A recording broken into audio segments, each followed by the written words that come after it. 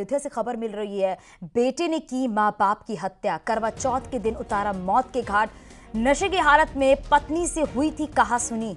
मां बाप ने किया था बीच बचाव और बीच बचाव करने पर फावड़े से किया हमला। हत्या के बाद से आरोपी बेटा फरार है। अयोध्या के सागर पट्टी गांव की पूरी वारदात बताई जा रही है। सहयोगी केबी शुक्ला हमारे साथ, हमारे सहयोगी जुड़ गए हैं। केबी शुक्ला, जरा बताइए क्या कुछ ये पूरा मामला है?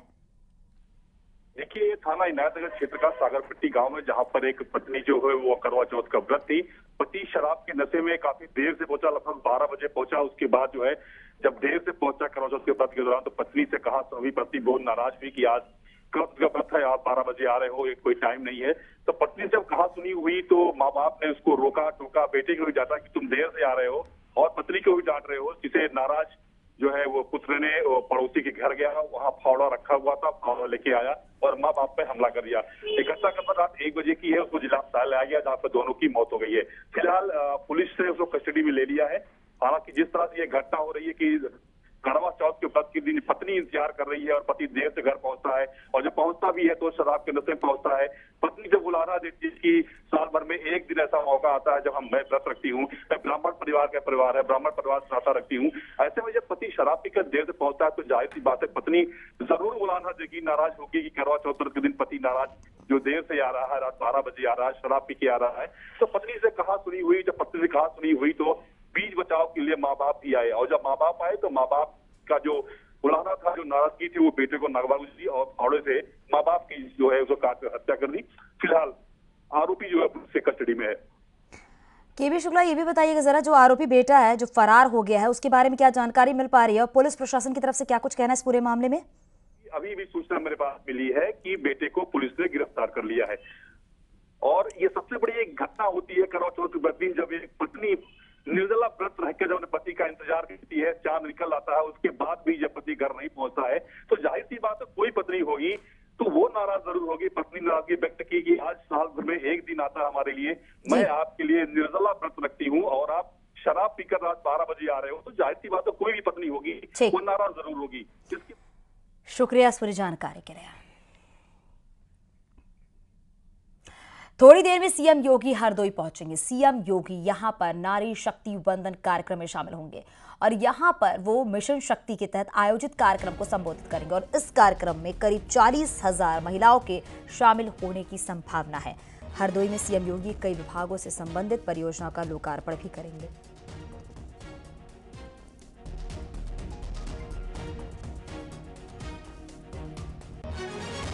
तो सीएम योगी आदित्यनाथ हरदोई के दौरे पर रहेंगे। बताया जा रहा है कि अब से कुछ ही देर के बाद सीएम योगी आदित्यनाथ पहुंच जाएंगे और नारी शक्ति वंदन कार्यक्रम में शामिल होंगे। कई योजनाओं की सौगात भी सीएम योगी आदित्यनाथ देंगे। बताया जा रहा है कि महिला सम्मेलन को संबोधित भी करेंगे सीएम योगी आदित्यनाथ।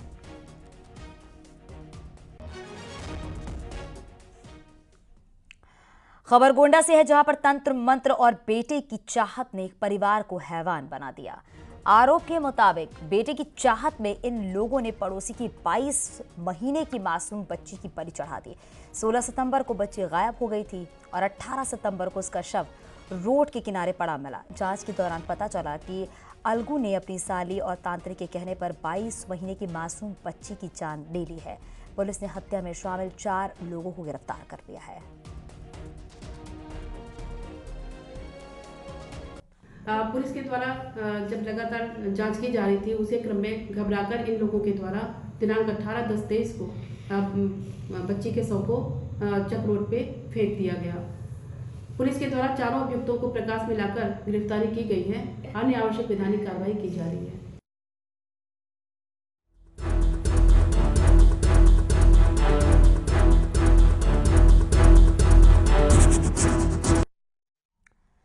दिल्ली एनसीआर की हवा बेहद ही खराब होती जा रही है। बाहर निकलने में लोगों की हालत खराब हो रही है। हवा पूरी तरह से दूषित है, जगह जगह स्मॉग की चादर छाई हुई है। दिल्ली की हवा बेहद ही खराब श्रेणी में जा चुकी है। नोएडा की बात करें तो यहाँ पर एयर क्वालिटी इंडेक्स जो है वो 397 पर पहुँच गया। फरीदाबाद में 314, गुरुग्राम में 310 पर पहुँचा हुआ है, जो कि बेहद ही खराब क्वालिटी आता है। तो वहीं गाजियाबाद में एयर क्वालिटी इंडेक्स जो है 265 पर है। लोगों के लिए प्रदूषण बड़ा खतरा बनता जा रहा है। इस वजह से आंखों में जलन की समस्या भी होने लगी है। आसमान पर धूल के गुबार छाए हुए हैं। सुबह हो या शाम, आजकल बाहर बिना मास्क पहनकर जाना बेहद मुश्किल होता जा रहा है।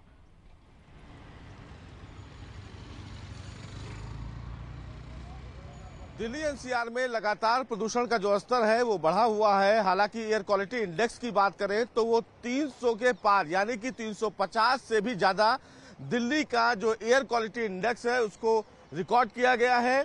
और ये स्थिति केवल दिल्ली की नहीं है, बल्कि नोएडा, ग्रेटर नोएडा, गाजियाबाद और मेरठ, इन तमाम इलाकों में प्रदूषण का जो स्तर है वो लगातार बढ़ा हुआ है। हालांकि डॉक्टर्स की माने तो डॉक्टर्स की तरफ से लगातार इस बात की चिंता जाहिर की जा रही है कि जो अस्थमा के पेशेंट हैं या जो छोटे बच्चे हैं वो अगर जरूरत ना हो तो अपने घरों से बाहर ना निकलें, और अगर निकलना है तो वो मास्क लगाकर ही अपने घर से बाहर निकलें।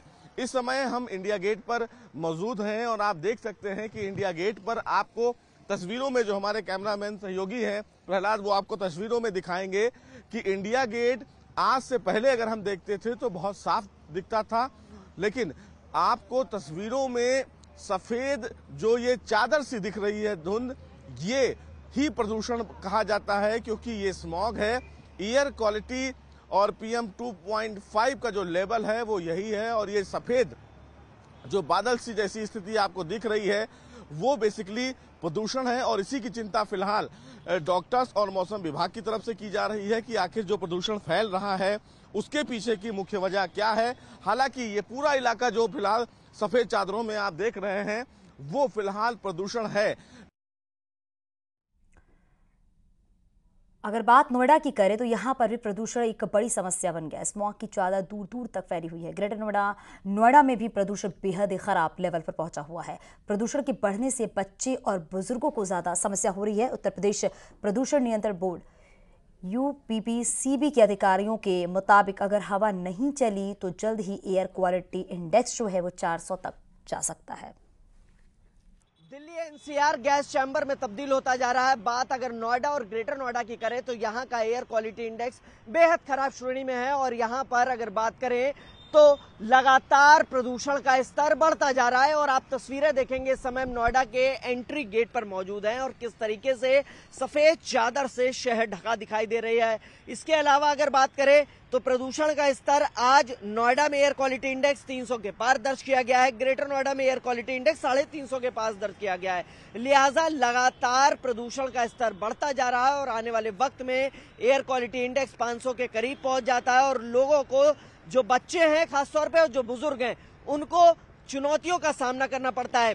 अगर डॉक्टरों की बात करें तो विशेषज्ञों का यही कहना है कि ऐसे आने वाले वक्त में जो एस्थमेटिक पेशेंट है उनकी जान तक बनाती है, क्योंकि सांस लेने में समस्या होती है, सीने में जकड़न होने लगती है, कंजेशन होने लगता है। लिहाजा प्रदूषण का स्तर जिस तरीके से धीरे धीरे बढ़ रहा है, कहीं ना कहीं वो चुनौती है। साल दर साल ये समस्या होती है और इस बार भी यही समस्या देखने को मिल रही है कि प्रदूषण का स्तर लगातार बढ़ता जा रहा है और आने वाले वक्त में एयर क्वालिटी इंडेक्स 500 के करीब पहुंच जाता है, जो बेहद खतरनाक श्रेणी में आता है। डार्क रेड जोन बोलते हैं इसे। लिहाजा अगर बात करें तो Uttar Pradesh pollution control board और नोएडा अथॉरिटी अपने हिसाब से कार्रवाई तो कर रही है, लेकिन प्रभावी कार्रवाई जमीनी हकीकत से कोसों दूर है।